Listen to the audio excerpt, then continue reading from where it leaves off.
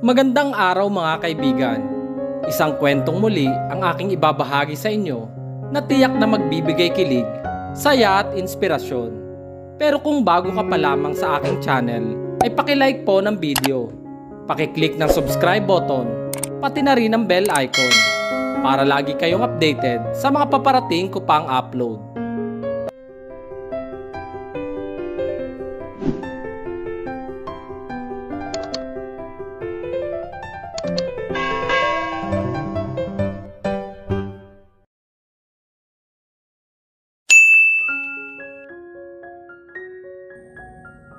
Prince at Princess?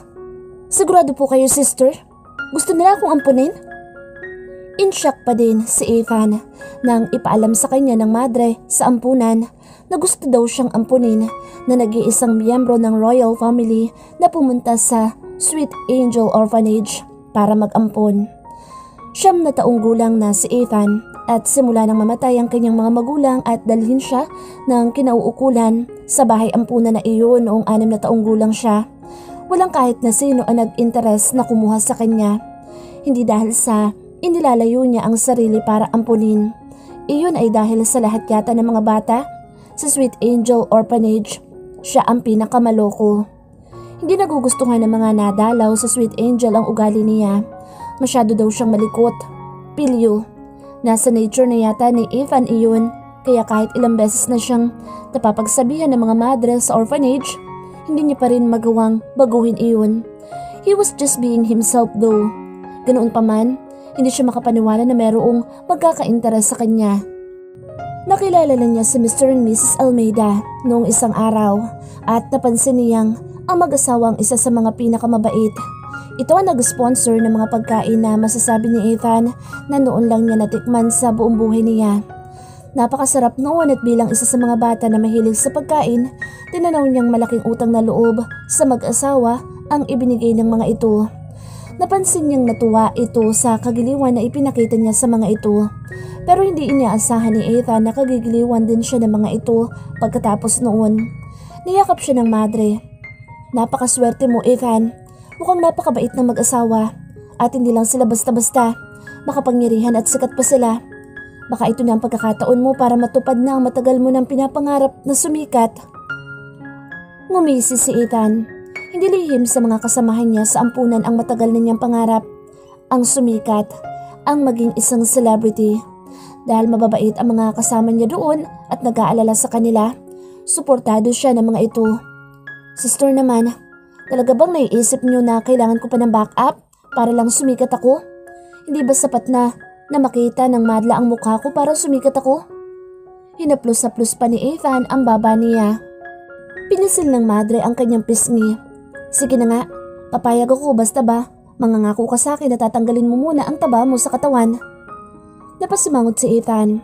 Matakaw siyang kumain kaya naman may katabaan siya sa karamihan ng bata doon. Kaya sa kabila ng pagsuporta sa kanya ng mga kasamahan, nararamdaman din niya na minsan ay hindi bukal sa loob ng mga ito ang sinasabi. Ganoon pa man, hindi siya mawawala ng pag-asa na balang araw, magiging matagumpay din siyang tao, mataba man o hindi. Makakamit niya ang mga pangarap niya. Isang tipikal na bata si Ethan. Mahilig siya maglaro at manood ng telebisyon. Dahil madalas siyang nanonood ng telebisyon, ay nahilig din siya sa mga artista.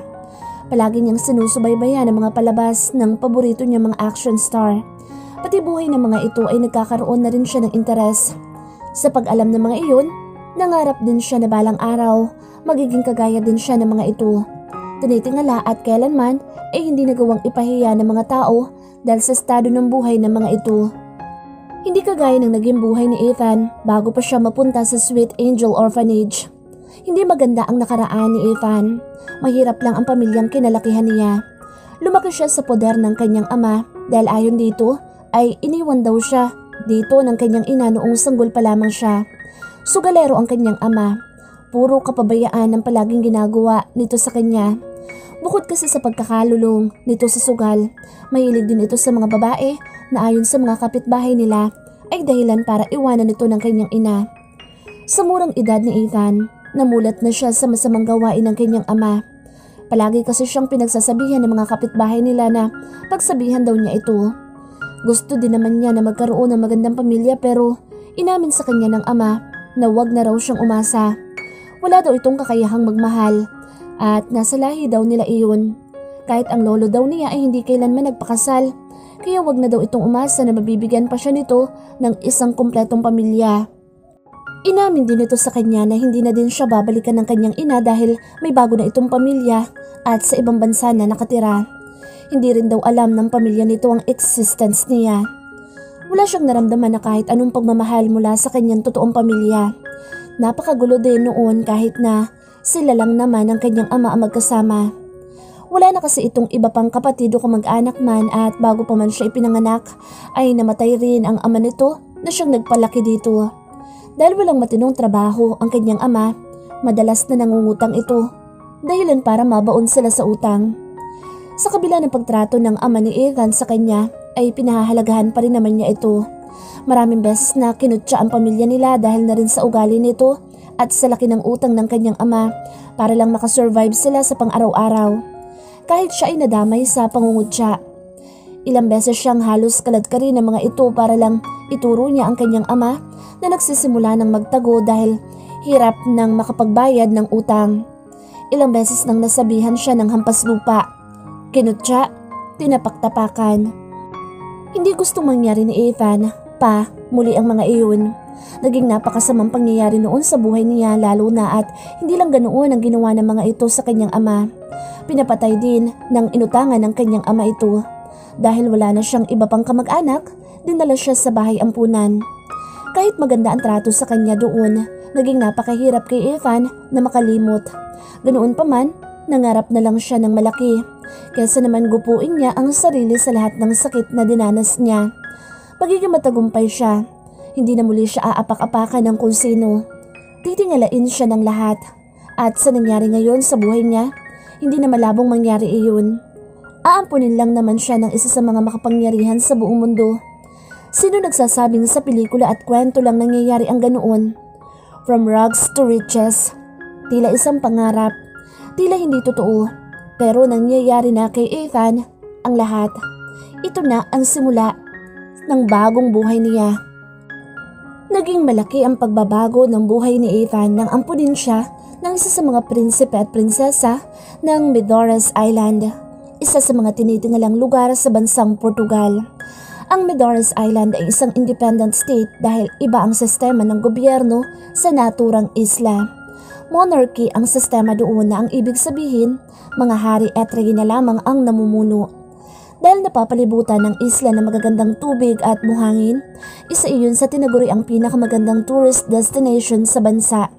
Isama pa na marami din ang napafascinate sa independent state dahil na rin binubuo iyon ng iba't ibang royal houses na ang pinagmulan ay siya pang mga linya ng dating royal o nobility family na namumuno sa Portugal bago pa naging democracy ang sistema ng gobyerno doon. Sa Royal House of Almeida, kabilang si Ethan. Ang Royal House of Almeida ang siyang pangunahing namumuno sa Medores. Ang kapatid ng kanyang ama na sa King Charles III ang sa ngayon ay namumuno doon. Dahil legal na siyang inampon na Prince Hilbert at Princess Imelda, nakuha na rin niya ang titulo bilang isang prinsipe. Ngunit kahit ganoon, malayo sa posible na mamuno din siya bilang hari ng isla. Naipaliwanag na iyon ng mga magulang niya sa kanya. Tanging ang mga unang anak lang ng mga maharlika ang mamumuno sa independent state of Medores. Dahil pangalawang anak ang kanyang ama, hindi ito ang magmamana ng trono. Exception na nga lang kung walang kakayahang mamuno ang nasa linya ng unang anak o maaga itong mamatay. Wala namang kaso kay Ethan kung hanggang prinsipe lang ang maging titulo niya. After all, maswerte na siya na hindi lang basta-basta ang aampon sa kanya. Maswerte din na maituturing ni Ethan ang sarili dahil mabait ang mag-asawa. Napag-alaman niyang minsan na palang nagkaanak ang mga ito pero namatay ito ilang taon na ang nakararaan. Dahil hindi na maaaring muli magkaanak, napagpasyahan na lang na mag-asawa na mag-ampon. Kaya sumama ang mga ito sa mga kaibigan ng mga itong foreigner na kapwa nag-ampon din ng mga bata sa Sweet Angel Orphanage. Itinuring siya na mag-asawa na parang sarili na rin na mga anak ng mga ito. Siya ang pumuno ng kalungkutang nararanasan ng mga ito nang mamatay ang nag-iisang anak ng mga ito. Naikwento sa kanya na mag-asawa na naalala ng mga ito sa kanya ang dating anak dahil kagaya niya ay makulit din daw si Damien. Kahit na ampun lang siya, ay hindi siya itinuring na iba ng mga ito. Ganoon din ang iba pang pamilya ng mga ito, pati na rin ang mga tauhan sa palasyo. Prinsipeng-prinsipe ang tingin at turing ng mga ito sa kanya. Ganoon pa man, hindi sa lahat ng bagay ay masaya si Ethan. Maganda at masagana nga ang buhay niya sa palasyo, pero nakakainip din. Sa Sweet Angel Orphanage ay marami siyang kalaro, marami siyang kaibigan. Sa palasyo naman, kahit kasing edad lang niya ang pamangkin ng kanyang ama na si Robert, hindi ito kagaya ng karamihan sa mga bata. Seryoso ito sa buhay. Palaging gusto lang nitong mag-aral at magkulong sa library. Hindi naman sa hindi siya pinapansin nito. Binibigyan din siya ng pansin ng pinsan. Kaya nga lang ay hindi talaga sila magkapareho ng interes. Paano kasi ay matagal nang itinatak ng mga magulang nito ang dadalhin nitong responsibilidad sa hinaharap. Kaya todo ang pagpupursige nito para maging matagumpay sa hinaharap. Hindi lumaki sa ganoon si Ethan, kaya nahihirapan siya sa kanyang sitwasyon. Madalas ay tahimik ang palasyo. Nakikipaglaro sa kanya ang ilan sa mga tauhan pero syempre, iba pa rin ang pakiramdam kapag kasing edad mo lang ang mga kalaro mo. Kagaya ng mga kabarkada niya sa Sweet Angel na sina Philip, James, Charles, Vladimir at Adam.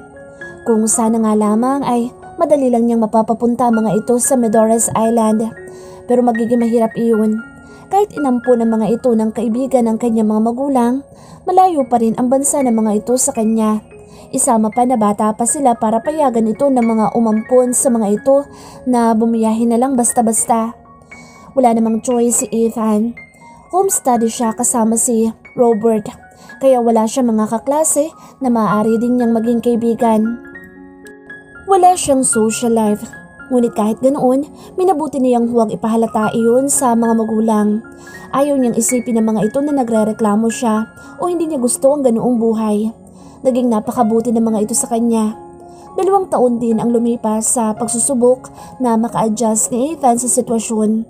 Pero kahit anong gawin niya, hindi niya maiwasang malungkot at hirap pa din siyang maka-adjust. Is there any problem, Ethan? Tanong sa kanya ni Imelda nang ipahalata niya rito ang nararamdaman.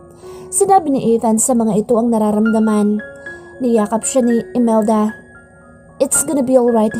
Maybe it's been years yet. We understand that it's hard for you to adjust. Being in a royal family is not that easy as it seems. But we'll find a way. And speaking of which, I think it would be a good idea if we'll let you come to us in a party that we will be joining next week. Party? Nasabik si Ethan sa narinig. Ito ang unang beses na isasama siya ng mga magulang sa isang kasiyahan. Madalas na umaatan ng mga ito ng party pero naiiwan siya. Palaging sinasabi kasi ng mga ito na pang mga matatanda lang daw ang party na dinadaluhan ng mga ito. Ganoon din naman si Robert sa mga magulang nito. Kaya naisip niya na baka boring talaga kaya hindi na siya nagpumilit pa. Yes, a party. We have noticed that last time, most of our colleagues bring their children into the party and will be going to the royal house of Burgundy this time. Sebastian and Henrietta has 2 daughters that almost has the same age as you. As the party will be held in the place, they will surely be in there. You could be friends with them. The youngest daughter is a friend of Damien. You could be friends with her too. Gustong mapasimangot ni Ethan sa narinig. Daughters? Ibig sabihin ay hindi niya kabaro ang mga batang pwede niyang makalaro. Magiging magandang ideya ba iyon? Hindi siya madalas nakikipaglaro sa mga kasama niya sa ampunan na babae dahil mas sanay siya sa mga kabarkada niya. Ngunit dala sa pagkainip at kasabikan na makatakas sa palasyo, pumayag si Ethan sa gusto ng mga magulang. Mali si Ethan sa pagpayag niya sa paanyaya ng mga magulang. Sobrang nakakainip pala dumalo sa mga pangmaharlikang kasiyahan. May mga nakikita nga siya mga bata na kasama ng mga kaibigan ng kanyang mga magulang pero kung hindi naman mas bata sa kanya ang anak ng mga ito, malaki naman ang itinanda. Wala ni isa siyang magustuhan at makasundo sa lahat ng mga batang dumalo sa party. Don't worry, Philo. You haven't met the Burgundy princesses. Trust me, you'll surely love them. Pagpapakalma naman kay Ethan ng ama. Dudot sa Ethan kung magugustuhan niya nga ang mga ito. Ilang prinsesa na ba sa mga royal houses ang nakakasalumuha at nakita niya? Magaganda ang mga ito, oo. Pero lahat ng mga ito ay mukhang maiilap, masusungit. Tila mga seryoso din sa buhay kagaya ni Robert. Ganito na ba talaga ang magiging buhay niya ngayon? Ilang sandali pa ay ipinakilala na ang isa sa mga prinsesa ng Royal House of Burgundy. Nalaman niyang Samantha ang pangalan nito. Sa tansya ni Ethan ay kasing tandangan niya ang prinsesa. Maganda din ito. Pero kagaya ng mga nakilala niya, mukhang suplada din si Princess Samantha. Hindi niya gustong makasalamuha din ito. Can I just go outside, meh? I've seen the garden. It looks so good. I might just spend my time there. Tumango ang kanyang ina. Okay, I'll just let Emmanuel accompany you. Anito na tinutukoy ang bodyguard ng pamilya. Umiling si Ethan. No, I'll be fine. I'm a big boy now, remember? Sa sinabing iyon ni Ethan ay pinayagan siya ng mga magulang na lumabas sa loob ng palasyo na mag-isa. Nagmumuni-muni si Ethan sa hardin. Naglakad siya at nilibot ang hardin. Hindi siya nagsisinungaling sa mga magulang nang sabihin niya na maganda ang hardin ng mga Burgundy. Malawak iyon at maraming bulaklak. Sa kanyang paglilibot ay napansin din niya ang isang man-made lake na may kalayuan na sa palasyo. Dahil curious siya na malapitan iyon, pumunta siya sa lugar. Nakakainis! Nagulat si Ethan nang marinig ang boses na iyon. Ilang buwan na rin simula nang makarating siya sa Medores at nasanay na siya na hindi magsalita ng wikang Filipino o makarinig man lang ng nagsasalita noon. Sino nagsalita at bakit marunong ito ng wika sa bansang pinagmulan niya? Disgusting clothes! Kainis talaga. Narinig niyang wika pa ng maliit na tinig na iyon. Nagtago si Ethan sa mga halaman, malapit sa lawa. Mula doon ay nakita na niya ang maliit na babae na sa tansya niya ay 2 taon ang bata sa kanya.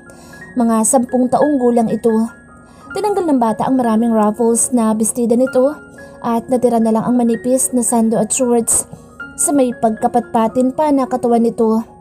Pagkatapos noon ay tumalon ang bata sa lawa. Napasinghap si Ethan sa ginawa ng bata.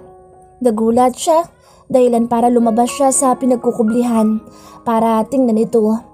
May katagalan na rin ang bata sa lawa kaya naman kinabahan na siya. Hoy bata! Hindi pa tapos si Ethan sa sasabihin nang maramdaman niyang may 2 kamay na humawak sa mga paa niya.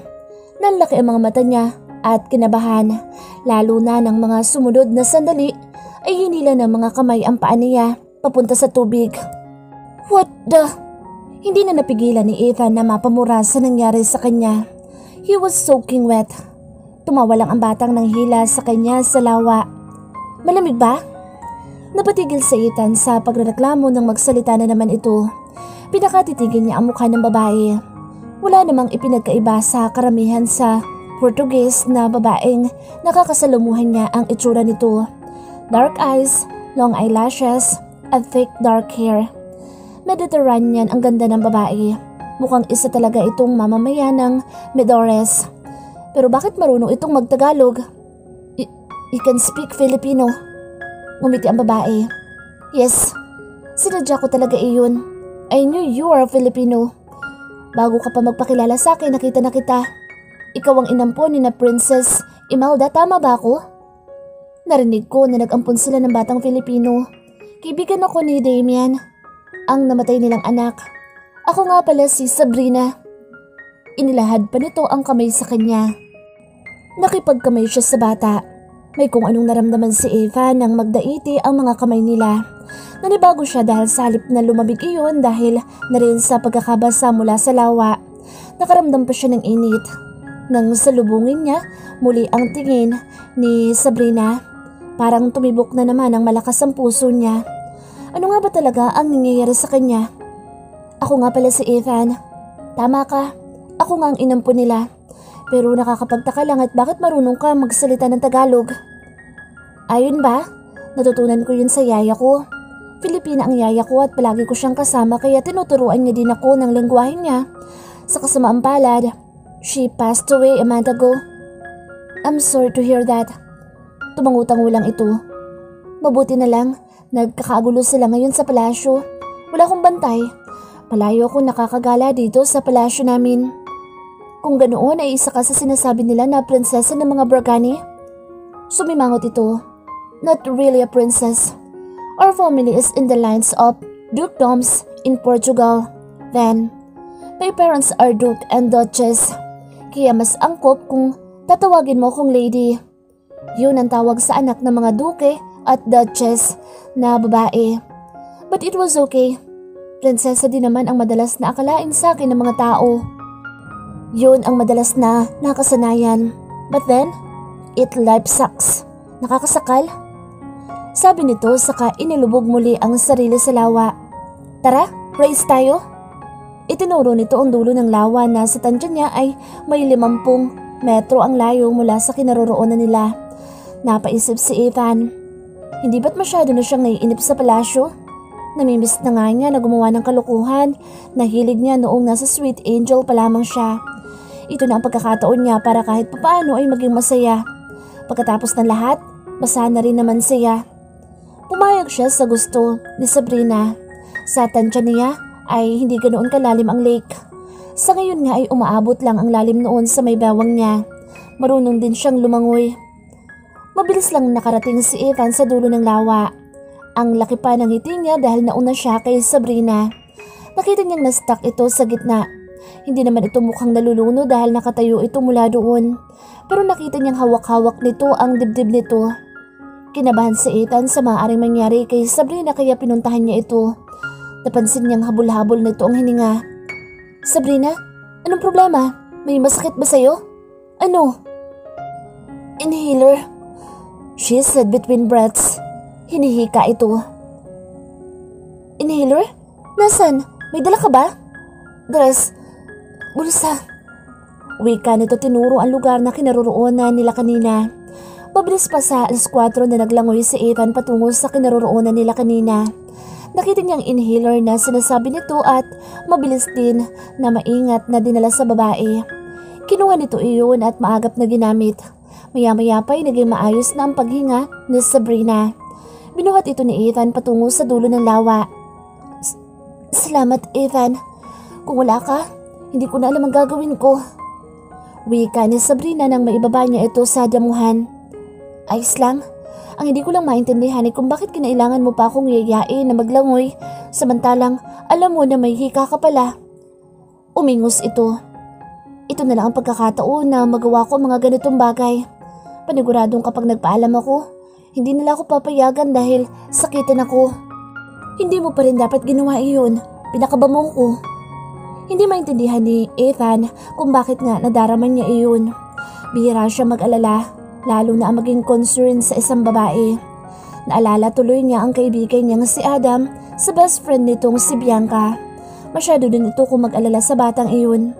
Ilang beses ngang niloloko ni Vladimir si Adam na kaya daw ganoon ito sa isa sa mga kasamahan nila sa ampunan ay dahil may crush daw ito kay Bianca. Ganoon din ba ang nararamdaman niya kay Sabrina ngayon? Hindi masama, naisip-isip ni Ethan. Maganda si Sabrina at mukhang mabait din ito. May kalukuhan din na taglay na lalo niyang nagustuhan dito. Magkakasundo sila ni Sabrina. Sa kauna-unahang pagkakataon na dumating siya sa Medores, meron na siyang gustong maging kaibigan. Mula sa kung saan ay may narinig si Ethan na sumigaw. Sabay pa silang napalingon ni Sabrina para hanapin kung nasaan at sino ang sumisigaw. Isang magandang babae na may maganda at mahabang bestida ang nabungaran nila. Sa tansya ni Ethan ay matanda-tanda lang ng ilang taon sa kanila ang babae. Nakilala niya na ito, ang nakatatandang anak na babae sa namumuno ng Royal House of Bragani na ipinakilala kanina. Ito si Samantha. What did you do? And you are wet! Nalipat ang tingin ng babae sa kanya. Naningkit ang mga mata nito. You did this to her! Samantha, no! I was... Hindi na naituloy ni Sabrina ang pagtatanggol sa kanya nang magsalita muli ang babae. How dare you drag my sister into this kind of mess? Bastard! Galit na wika nito sa kakinaladkad si Sabrina palayo sa kanya. Naiwang natulala si Ethan sa mga sinabi ni Samantha. Nakaramdam siya ng sakit dahil sa mga salitang binitiwan nito. Naalala niya tuloy ang mga masasakit na salita ng lalaking inutangan ng kanyang ama. Ang pangungutya ng mga ito sa kanya. Ethan felt very bad. Ganoon pa man, hindi nakapekto ang mga iyon sa kasabikan niya na makasamang muli si Sabrina. Gagawa siya ng paraan. Laking pasasalamat ni Ethan nang payagan siya ng mga magulang niyang bumisita sa Royal House of Burgundy.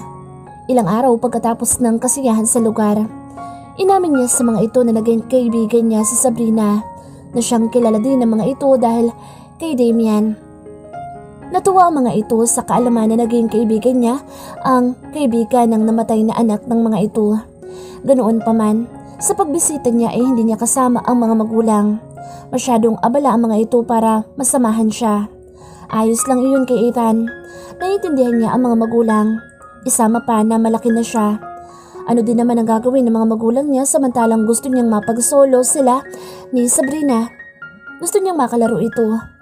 Naging masama man ang huli nilang pagkikita, gagawa siya ng paraan para maayos iyon.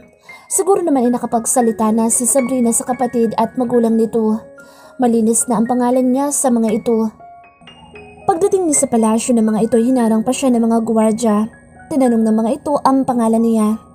I'm Prince Ethan of the Royal House of Almeida. I want to talk with Princess. Napatigil si Ethan nang maalala ang sinabi sa kanya ni Sabrina. Lady nga pala ang dapat dito. Lady Sabrina. I am her friend. Puno ng kumpiyansa na pagpapakilala ni Ethan. Nagkatinginan ng mga gwardiya ng palasyo. You mean, you are the adopted prince? Kumunot ang noo ni Ethan. Ano kung siya ay isang ampon na prinsipe? Sa sarili nga nilang palasyo ay walang makapagsalita sa kanya ng ganoon. Bakit dito sa mas mababa pang Royal House ay tila kinukutsa yata siya? Does it matter? I am friend with the lady. Tinawanan siya ng gwardya. Damian is the lady's friend, not you. You are only an adopted child. You don't have a royal blood. The lady shouldn't mingle with someone like you. Nainis si Ethan sa narinig. He felt so low. Akmang magsasalita na sana siya na may lumabas mula sa pinto. Nakilala agad niya si Samantha. Kasunod dito ang isang matanda na carbon copy nito. Mukhang ito ang ina ni Sabrina. Sa pagkakalapit niya ngayon sa panganay na prinsesa, ay napansin niya na may pagkamature na pala ang mukha nito. Sa tansya niya ay mas matanda ito kaysa sa kanya ng mga 2 taon.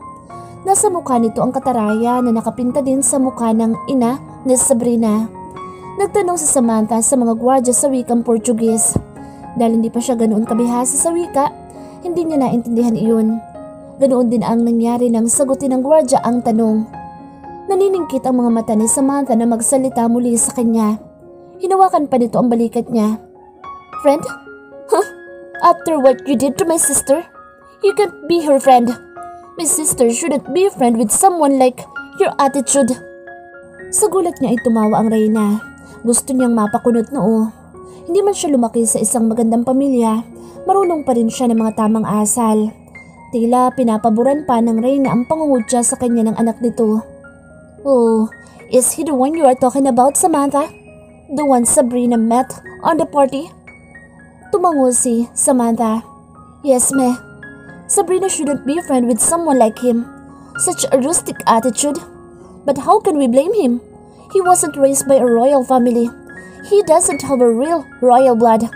He's only an adopted child. What a pity. Pinaikot pa ni Lady Samantha ang mata nito.